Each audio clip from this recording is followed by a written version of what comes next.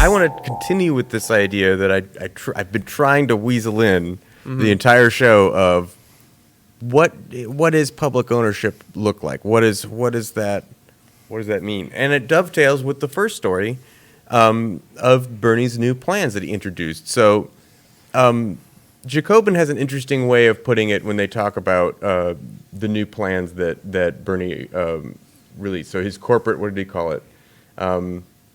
Corporate accountability and democracy platform plans. So he released this proposal that it would gradually shift 20% of corporate equity into funds owned and controlled by the workers in each company. So the plan would apply to publicly traded companies and large, closely held companies. So I guess like family-owned companies or whatever, or like people with a few small stakeholders in the company. So it would move 2% corporate stock into worker funds for each year for a decade, so for 10 years. So 20% total equity into those funds. So the idea is it's the most, they're saying, Jacobin is actually calling it the most radical worker ownership proposal put forward by any presidential candidate in recent memory. So the market value of a publicly traded domestic companies recently stood at $35.6 trillion. So that means the Sanders plan would shift at least $7.1 trillion of corporate equity into worker funds by gradually diluting the value of previously issued corporate stock.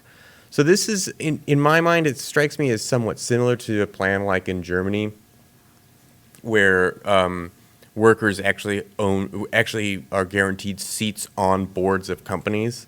But this is just more directly saying that they financially benefit from it. So the article mentions that the Sanders proposal largely mirrors ideas first presented by Matthew Lawrence that was adopted by Jeremy Corbyn in the UK's Labour Party. The Labour Party version of the plan has money going into inclusive ownership funds, or IOFs, for 10 years that would effectively shift 10% of the corporate equity into worker funds. Both of the ideas are rooted in longer market socialist tradition, most commonly associated with the Swedish labor movement and Swedish labor economist Rudolf Meidner. So Meidner's 1978 book laid out a plan that would have similar share influences, often called share levies or script taxes, to gradually bring Swedish corporations under the ownership of sector funds controlled by unions and communities. A policy based on Meidner's plan was successfully implemented in the 1980s, but the unrelated electoral defeat of the Swedish Socialist Democratic Party in the 1991 elections caused the policy to be scrapped before reaching its full potential. So wait, Paul, but as we all know, Sweden, Norway, they have some of the worst infant mortality rates, worst poverty rates, worst inequality. Oh, wait, never mind. That's the U.S. Continue. I was going to say, I sense a lot of sarcasm that is it's rife in this from, episode. It was leaking out of the paper. Previous episode. Yeah. But yeah, essentially that's what I'm getting at here. So that along with something like, the Green New Deal and some of the other policies that we've seen, this is a very, very worker-centric policy. I wonder, I wonder if this works alongside, plans that people like Richard Wolff have for, democratizing the workplace and having worker co-ops be the thing. I wonder why it doesn't put any workers on boards like they do in Germany.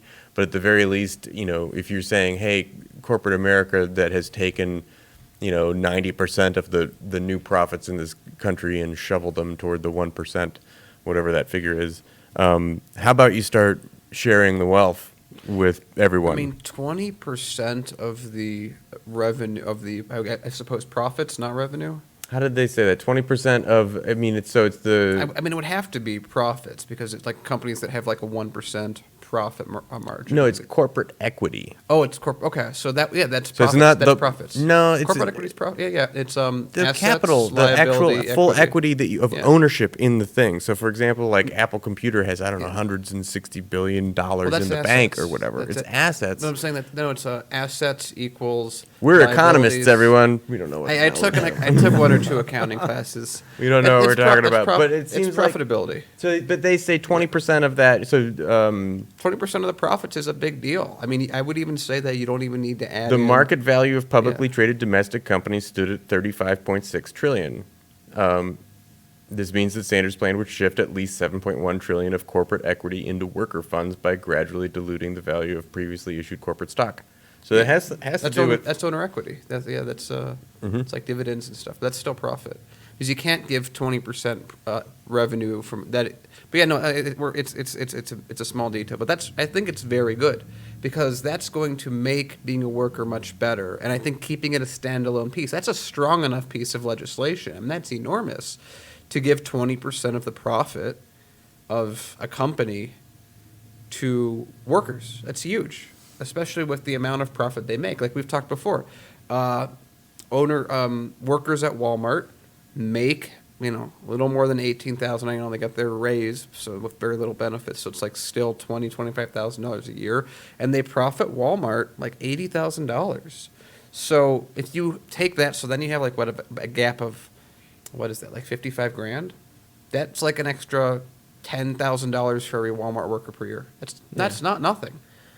So I want to look at this at a different perspective, because I'm looking at the live stream chats in regards to, and this has to deal with the fallout from the previous two stories. And looking at this, once again, everyone's saying the same thing. It's that Bernie Sanders is consistent in regards to holding these corporations accountable, and other candidates are not as qualified really to basically call out the neoliberal system that we have here. And again, also it's the fallout with that Elizabeth Warren story too. I mean, everyone's kind of saying, look, I can't trust Warren. And I get that. I understand that there's a lot of progressives and independents that are really critical of Warren, because how can you have a Capitalism Accountability Act and assume that the corporations are going to fall in line and then just to then think that everything's going to be just perfect? It's not. The corporations are going to always find a loophole. And that's the real truth of it. They're going to find loopholes. And you need somebody who's going to actually bring the system down and actually bring in much needed reform. And Bernie Sanders has what it takes. I mean, again, he's proving that he's consistent. And I hope he makes it a major talking point during the fourth Democratic debate